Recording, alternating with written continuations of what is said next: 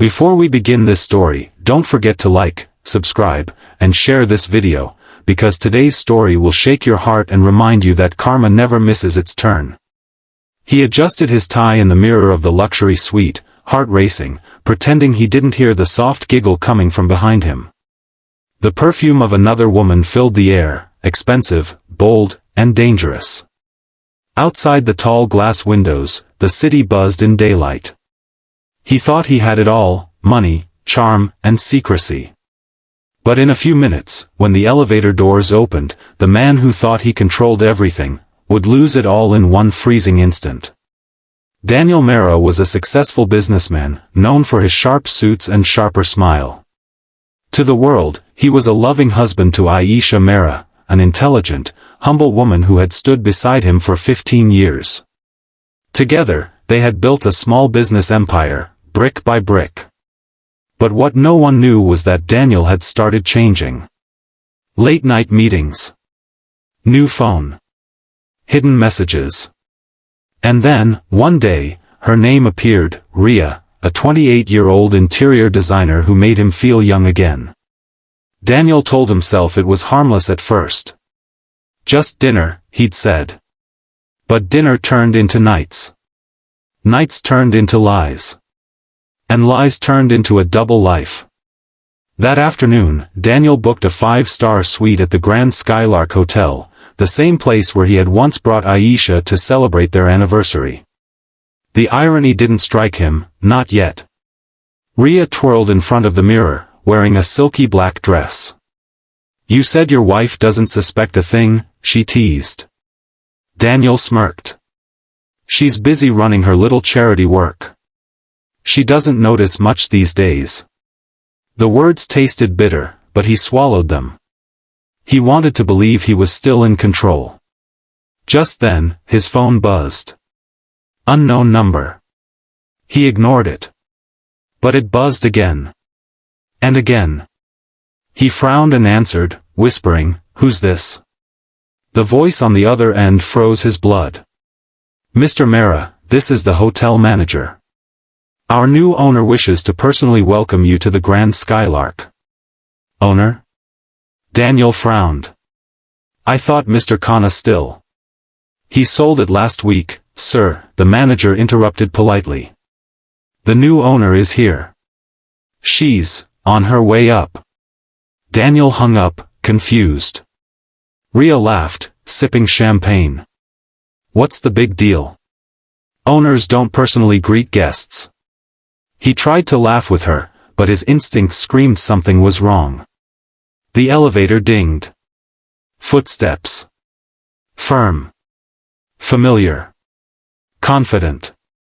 Then, the door opened. Standing there, in a white business suit, was Aisha. For a moment, the world stopped breathing. The glass in Daniel's hand slipped and shattered. Ria gasped. And Aisha's calm, cold eyes met his. "Hello, Daniel," she said quietly. "Welcome to my hotel." The silence that followed was louder than any scream. Daniel's lips trembled. Aisha, what are you doing here?" Aisha stepped into the suite like she owned not just the room, but the air itself. "I'm here because I do own this place now. And you, Daniel, are in my property, committing a sin you thought I'd never find out." Ria stammered, I didn't know he was married." Aisha didn't even look at her. Her eyes never left Daniel's. "Leave," she said. And Ria ran.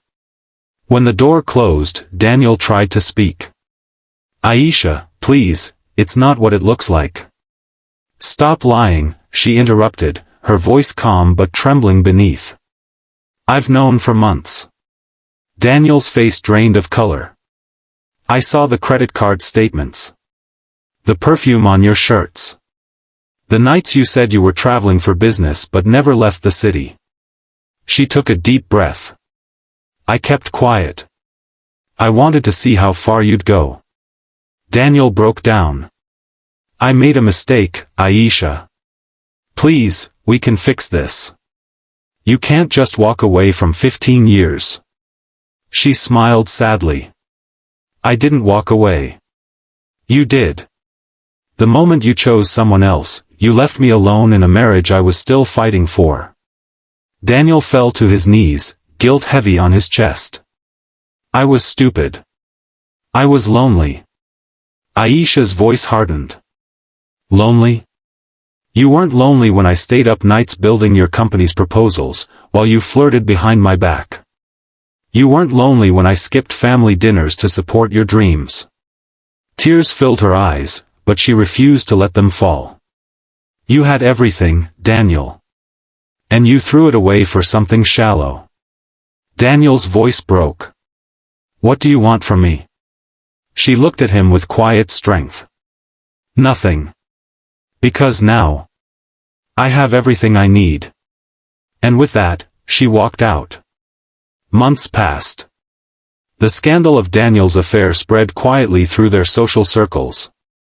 The once confident man became a shadow of himself. His company began to crumble, investors pulled out, clients lost trust, and his own guilt consumed him. Meanwhile, Aisha rebuilt her life piece by piece. She bought controlling shares of the hotel chain they had once dreamed of visiting. It wasn't revenge, it was rebirth. She poured her pain into power, her heartbreak into focus. One rainy evening, Daniel stood outside the Grand Skylark again. His suit was wrinkled, his eyes hollow. He clutched a letter, not of apology, but of surrender. The lobby staff recognized him instantly.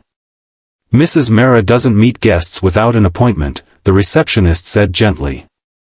He smiled faintly. I know. Just, tell her Daniel came to say thank you. For what? For setting me free, from the man I became. And he walked away into the rain. Later that night, Aisha found the letter at her desk. It read, I don't deserve forgiveness. But I hope one day, you'll remember me not for how I failed you, but for how you rose after I fell. You were always the stronger one, Aisha. Daniel. A single tear slipped down her cheek, not of sadness, but of closure. She whispered softly to the empty room, Goodbye, Daniel. She turned off the light and looked out at the city skyline, the same view where once her heart broke, now reflecting the glow of a woman reborn. And somewhere in that city, Daniel watched from afar, finally realizing that the greatest luxury wasn't found in five-star hotels, but in a loyal heart he could never buy back. And that's the story of how a woman lost everything, only to discover she had it all within herself. If this story touched your heart, don't forget to like, share, and subscribe, because sometimes, the most powerful revenge is peace.